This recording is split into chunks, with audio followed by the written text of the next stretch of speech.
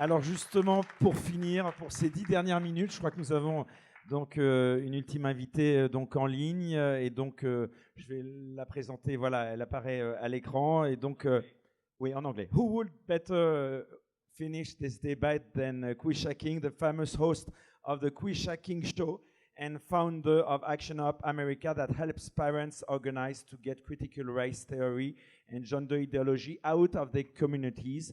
Currently, she's a national speaker on education issues and parental rights across major national TV shows. She was notably a featured guest at Governor Ron DeSantis' 2022 States of the State Address.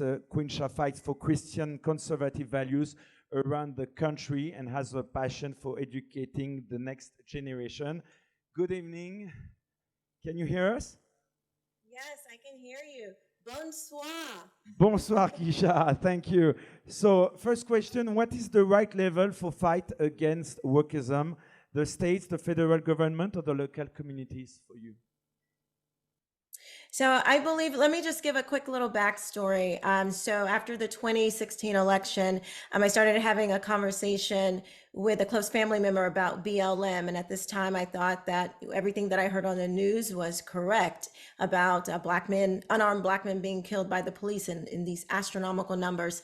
I took a little time just to do some digging. And what I found was what was being reported on the news. And so it prompted me to do more digging on household income and just common things that we had heard around the country on the news and just in the neighborhood as we're growing up. And so as I found that what I had been told was not true, it made me keep doing that research. And I came across Dr. Thomas Sowell, Walter Williams, and Milton Friedman. And I listened to virtually everything that they had said. And I was blown away by these economists telling the truth about America and the truth about what was going on in Black neighborhoods and what had happened prior to the 1960s. And so I tried to share this with my family and, was basically told, that I had drunk the Kool-Aid and that I needed to, vote Democrat. And that was the only thing that, that was good for me. Well, a huge transformative moment came when I was sitting on my couch. And as a Christian, I do believe in praying and talking to God. And so in talking to God, I heard him speak to me and tell me that my skin color had become an idol in my life. And that moment was transformative because God was right. And instead of seeing everything through the lens of race, I needed to see the world through the lens of Christ and faith and in truth. And that is what we're facing right now. We see so many young people in America, across the world, who are viewing life and the world not through the lens of truth, but through the lens of things like critical race theory and gender ideology. Well, this hit home right to my oldest daughter, where her first week of 8th grade, she was asked what pronouns she wanted to go by. That same teacher subsequently introduced critical race theory to their classroom. Well, my daughter had good enough sense to record that conversation, and I could hear critical race theory being promoted within the classroom. And I think it was divine that in 2019, I happened to have studied critical race theory. I came across it from a minister who was talking about it and how destructive it was. And I just thought it was weird that this would be something coming to America, because critical race theory is a Marxist communist ideology. Why would this be in America? And so it was just interesting to me. And when it happened, it came right into my doorstep in 2020 with my oldest daughter. I knew exactly what it was and knew that this was a problem. So I started to get more involved. I had been getting involved actually throughout the years of when I had this big transformation in 2017, and stayed involved in my local politics. So started going to school board meetings and became very involved with Moms for Liberty and helped with that fight. Subsequently went on to help with other organizations as well.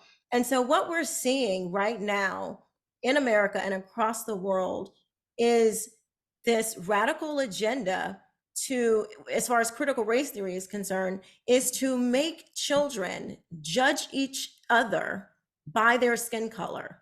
Because critical race theory says that if you are Black or a person of color, as they like to say, then you are automatically oppressed. It doesn't matter your background. It does not matter anything else. You're oppressed because of the level of melanin that you have in your skin.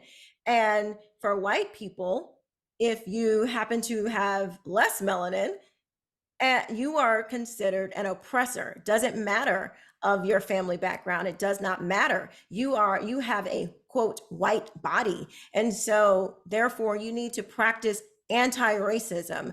And so these things are very troubling because many parents in America, and I'm sure across the world, they don't want to teach their children. We don't teach our children to view others in that way.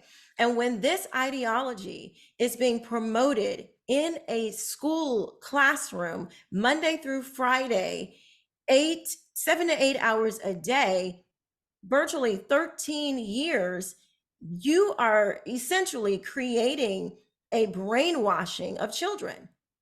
And so those children who sit under that constant brainwashing, what is going to happen to them?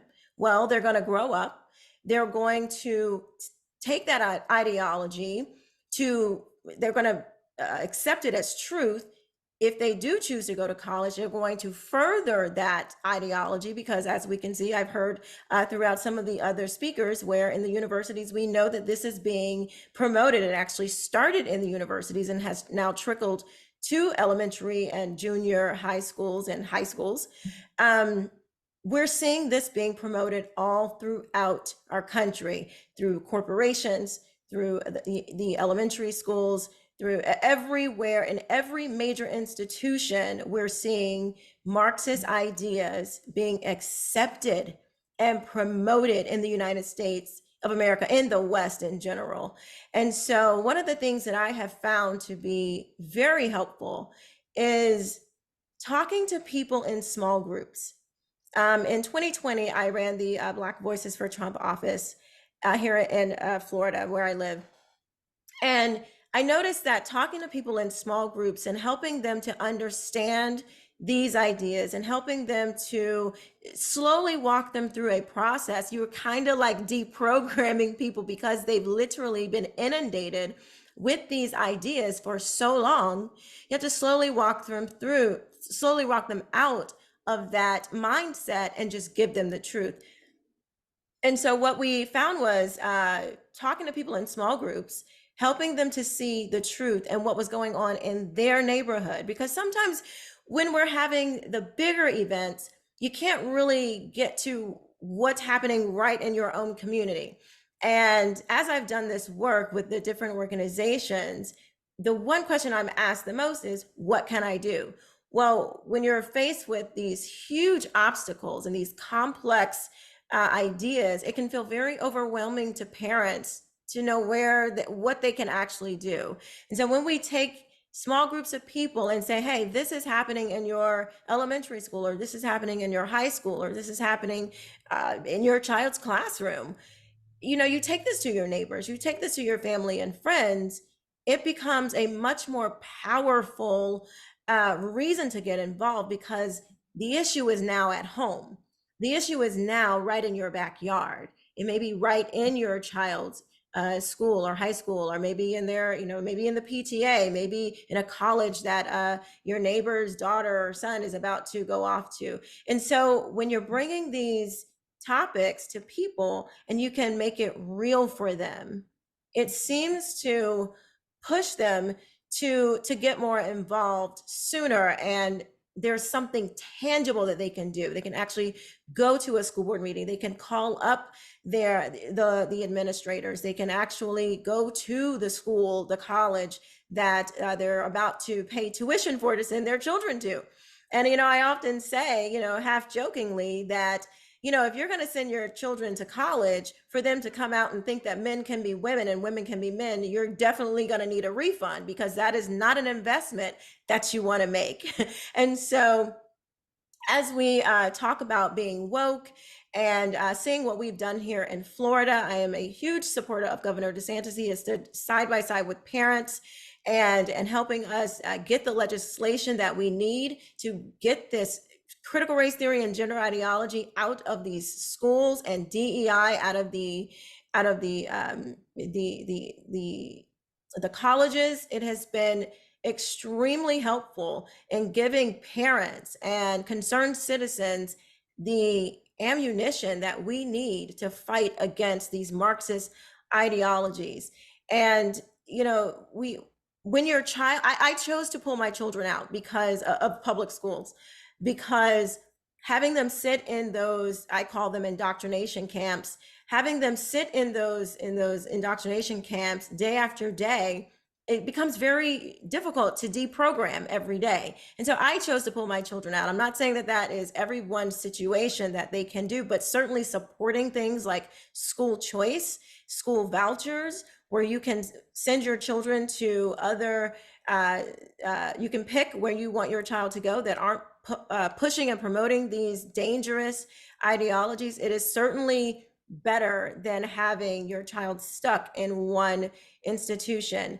And when you are, when your child, if they happen to be confronted with this, teach your children that there are ways to confront these teachers, these administrators who are pushing these things in a respectful way, and say, you know what, I don't appreciate, you know, you asking me what my pronoun is.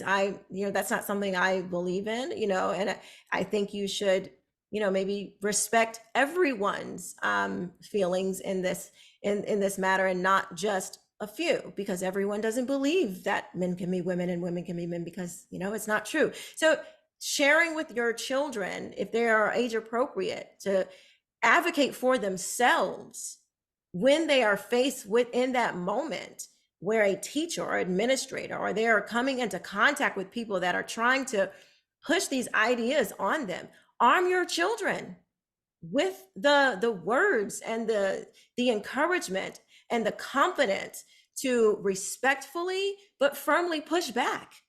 Because if we don't arm our children and really arm them with the information to push back against these ideas, we are going to end up with a generation, the next generation, promoting and pushing communism and Marxism in the United States of America and in the West around the world. So that is what I've seen in the community, and some of the things that you can do right now to push back.